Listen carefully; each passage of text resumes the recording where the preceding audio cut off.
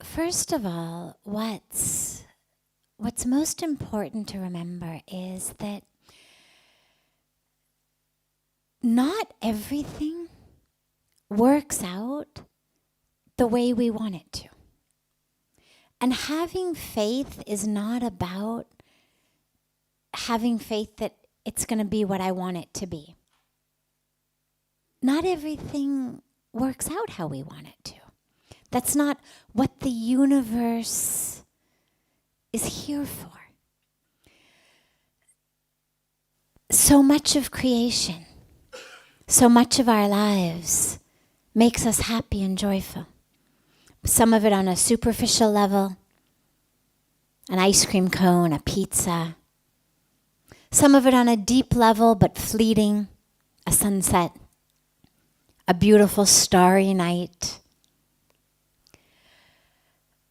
But that's not what the universe is here for.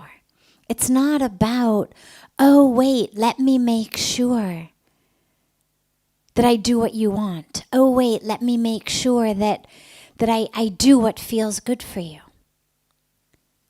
Sadly, that's not the point. And actually, this is where you see so many questions about, why do bad things happen to good people? Or I prayed so much, I was so religious, such a good person, and then this horrible thing happened. And this is where we lose faith, because if our faith is rooted in the idea that God is going to make sure that everything comes out the way I want it, then when things don't come out the way I want them, I lose faith. Obviously, it would be like if you had a relationship with someone where the assumption was, I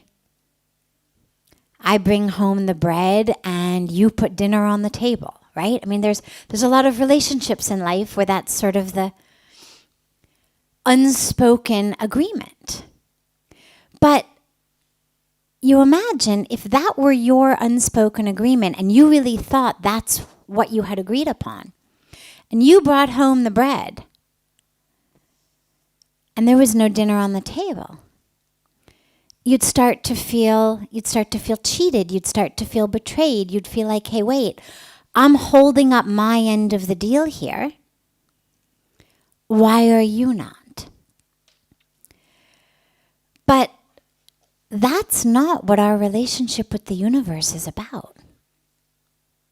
There's absolutely no insinuation of a promise anywhere, in any scripture I know of, by any great religious leader, sage, mystic I've ever heard of or read about, who said, if you are a good religious person, thank you. If you're a good religious person, the universe is going to give you whatever you want. If you're a good religious person, you will be successful in business. You will be the most popular person in your society. You will marry the person you want to marry. You will have a prosperous life. It doesn't say that. So to have faith that things are going to work out in my favor is not something that in good conscience I can help you figure out how to do, because some things are going to work out in a way that feel good. Some things are not. If you've got the blessing of living a long life, there's going to be a list of things in that life that aren't how you would have necessarily done them if you had been the one in charge. There's going to be a list of things that if you had a magic wand, you would have done differently. What spirituality gives us, what religion gives us, what faith gives us, is the ability to understand what we're here for. And the ability to understand that even though this doesn't feel good, even though this isn't what seems to be in my favor, nonetheless, it's the situation that is actually most conducive for me to wake up, for me to take the next step in my own spiritual evolution.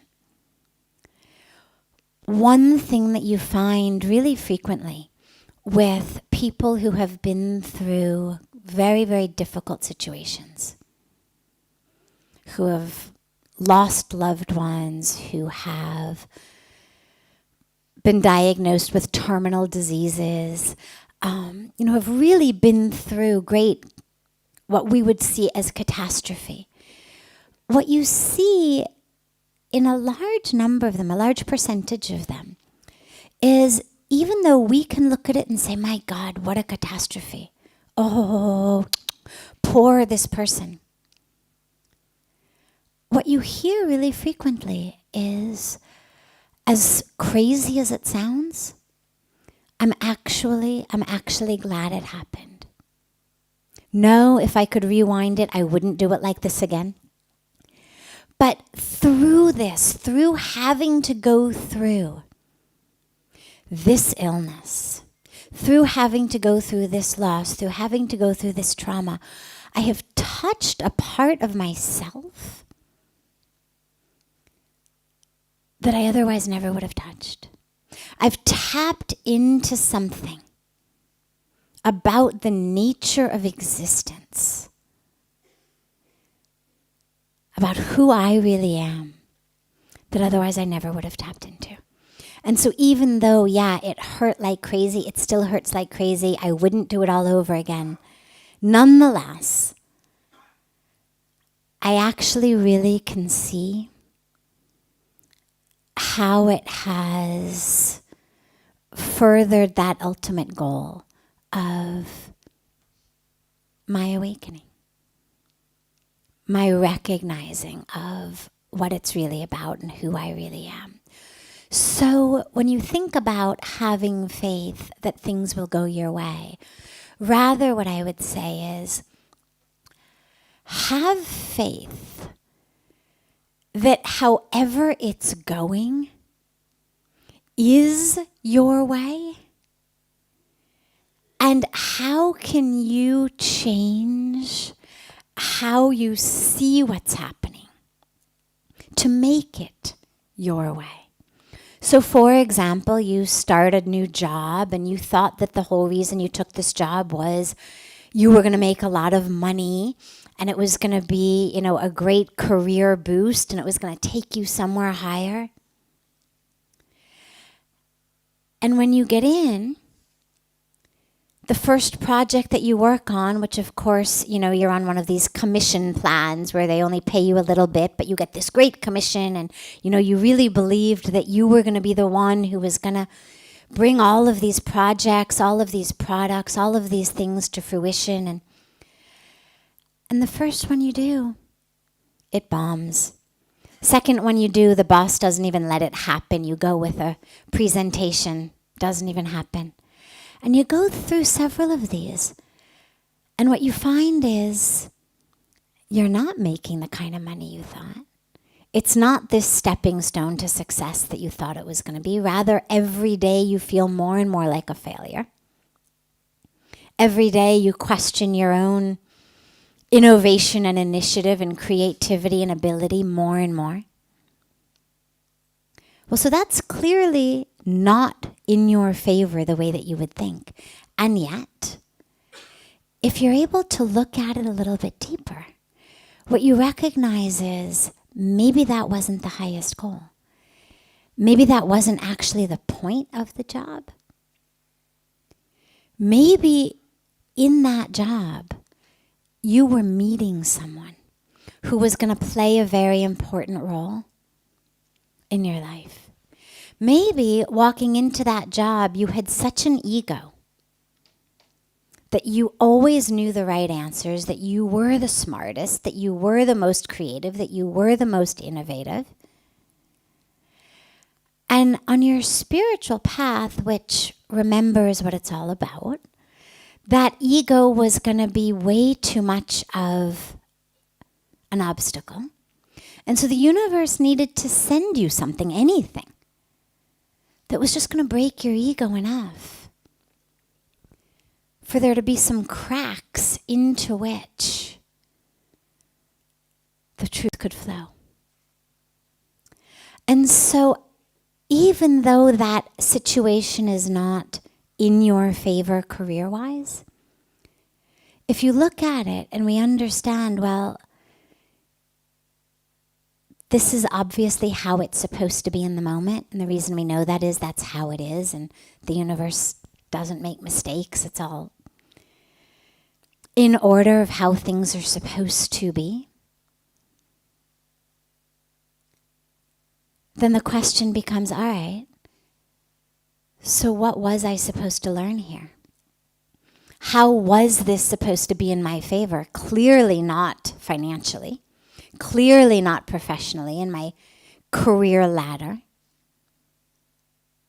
Clearly not in terms of my own self-esteem.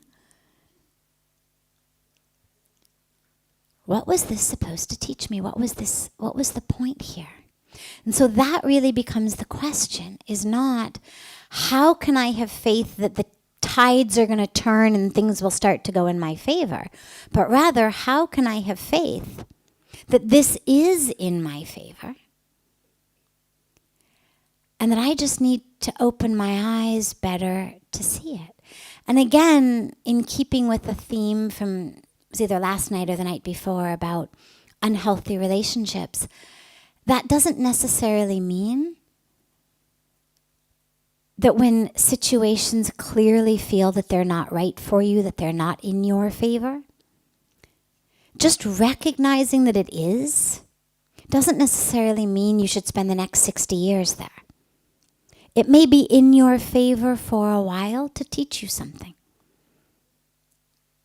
That job was in that man's favor to have him meet the person he needed to meet, to break his ego the way it needed to, or whatever it was. And then it served its purpose. But the man in his mind, it should not be about, oh, I had faith in God, when are things going to go in my favor? It's, thank you, God, for sending me this situation. I think I've learned the lessons. If not, please give me a sign that I should, stay back for a little bit longer. Clearly, I'm not nearly as creative or innovative as I thought I was in this way, or this just isn't, the right environment, or it is the right environment. And what I need is patience.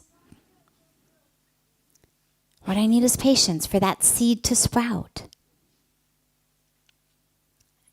There's a gestation period for everything.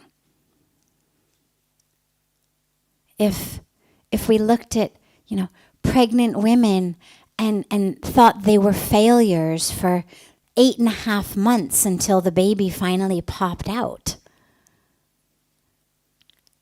we'd miss that joy.